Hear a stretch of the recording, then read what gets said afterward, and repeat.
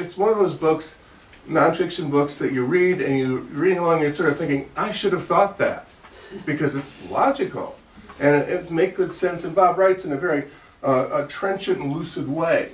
So it's clear, what we call in the business, it's topic driven. He has an argument, he fulfills the terms of the argument in every way he can, and you leave thinking, you finish your chapter thinking, yeah.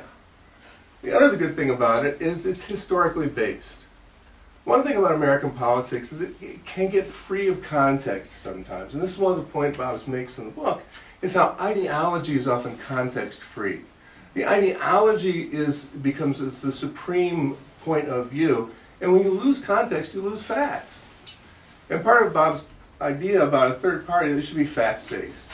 And to make that argument, he looks at American history in a very interesting way, and looks at the political system, corruption in politics, third parties. That really gives us a sense of how the American context holds these bigger ideas, important ideas, and may have meaning for us today. So there you go. There's the pitch. Buy the book. Here's Bob Levine. Okay. We don't have the leaders in our current parties or in the current political process. We need to find another option, and that option is a third party of the center. So I'm curious to know, what do you think are the formidable and present realities that are being ignored because of the current kind of gridlock that we have? Well, we have a healthcare system that isn't working. It's very overpriced. We pay about 30 to 40% more per capita than any other country in the world, and our care is not as good. It's much more expensive. In terms of the... Well, where does the money go? Well, about 30% goes for unnecessary care, and about another 15 to 25% goes for administrative costs and overhead, because it is so complex and there are so many players involved in providing care that it isn't working. That's just one. That's one aspect. But how would a third party then be the tonic for that kind of difficulty, that ailment? Things aren't working in this country because there are very rigid ideological stances from the two parties, and they just can't get together in a pragmatic way. A third party of the center would be pragmatic. They wouldn't say, oh, I can't do this because government's too big, or I can't do this because government's too small. They won't say the market works or it doesn't work. They'll deal with things in a very pragmatic way. For some things, maybe the government is good. For other things, the government is bad.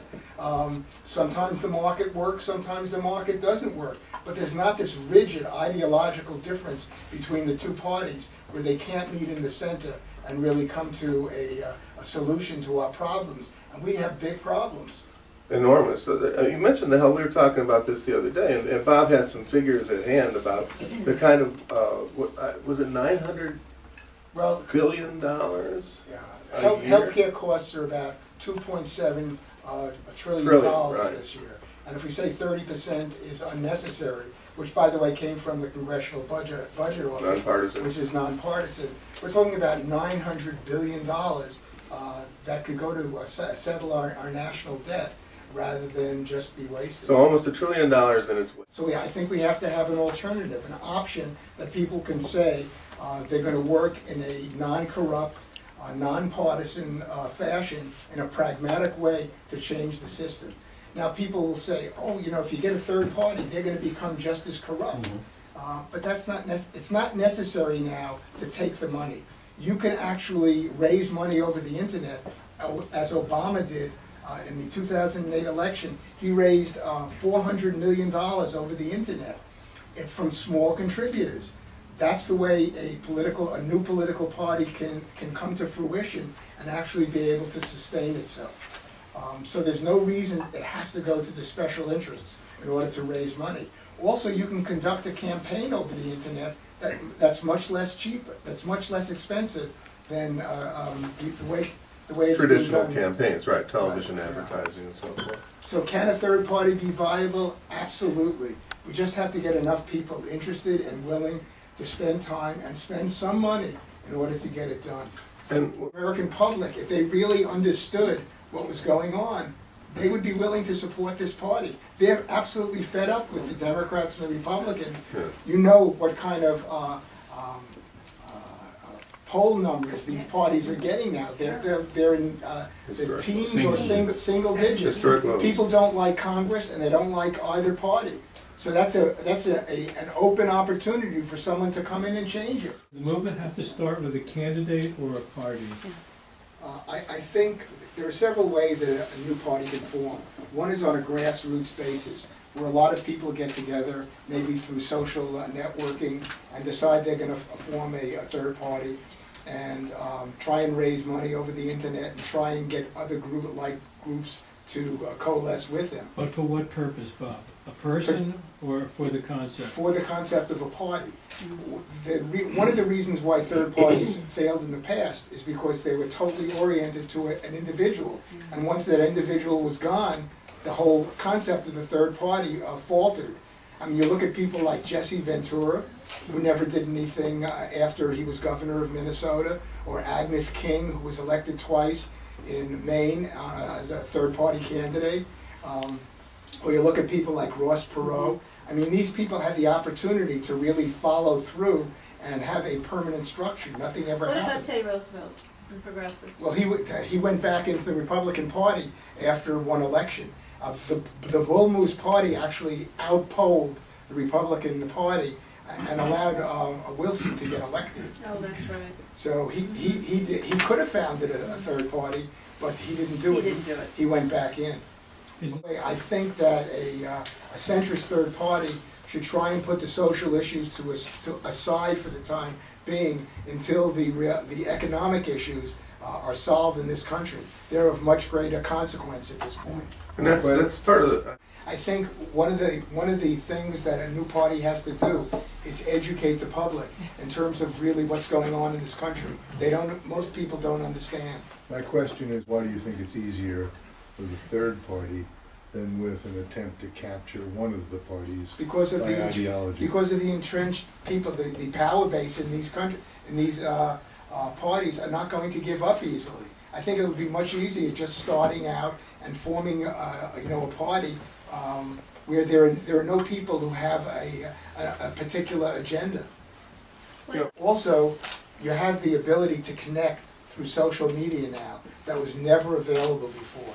I think having a viable third party 20 years ago would have been much more difficult than it is now. But the internet and the social media make it. Look what happened in the Arab Spring. The way a social movement just started from a groundswell. That sort of thing can happen in the United States if you get enough people interested. But you may have a centrist who decides, or a very wealthy person who decides, I want to support the third party. I think America is having major problems, and I want to change the way things are going. And so it can come from above as well as from below. Have you given any, maybe putting you on the spot, have you given any thought to any of these individuals on a political level who Yeah, there are a lot of people who I think might be interested in things. A guy like Chuck Hagel, I think, would be a great person. Senator, a conservative Republican senator from Nebraska, who's really very pragmatic and really approaches things. He says religion is a private thing. I don't want people to wear religion on their sleeve. I mean, he would make a great candidate. And there are a number of... What about a guy like Mike Bloomberg? Mike Bloomberg, I think, would be a terrific guy, but I don't think he's electable. I think he would be a terrific person to organize and support a third party, but I don't think he would be electable as a candidate. Maybe as a vice presidential candidate, but I don't know if he would be interested in taking the job. Also, one of the other things I think is very important is that there would be a pledge that any member of Congress, any elected office, would not become a lobbyist for a minimum of 5 years. Right now, you know that they just turn things. Yes, that's key. So they would know there's no golden parachute waiting for them when they are no longer in office. I think the ideas really have to spread by other people telling their friends and their friends telling their friends that there's a chance to change things and that people are very unhappy and this is a way it can happen. And It will also be that if a third party starts making progress in terms of getting people to support it, the other two parties will change because they'll have no choice. They'll say, we're gonna get voted out of office, we have to change the way we're doing business. So that also is another possibility. If you have a third party that's a threat to them, they may change. So if you go to his website, which is robertlevinebooks.com, please sign up for his blog and Send them out to send it to friends, Right. and we'll get this conversation going, because Bob is now blogging on other people's blogs about getting a third party, and so this does happen through word of mouth. And it's in the air. I mean, Tom Friedman, who is Yes, a yeah. massively best-selling He's author, calling for a book third is, party, yeah. you know, is also calling for a third party with some similar rationales. So it's not like this is, you know, stuck here. It's out Didn't there. come out of thin air. If the economy keeps getting worse, and you have your Occupy Wall Street, there may be more of an outcry. I think there's energy. It's looking to Looking for gravitate something, yeah. toward things.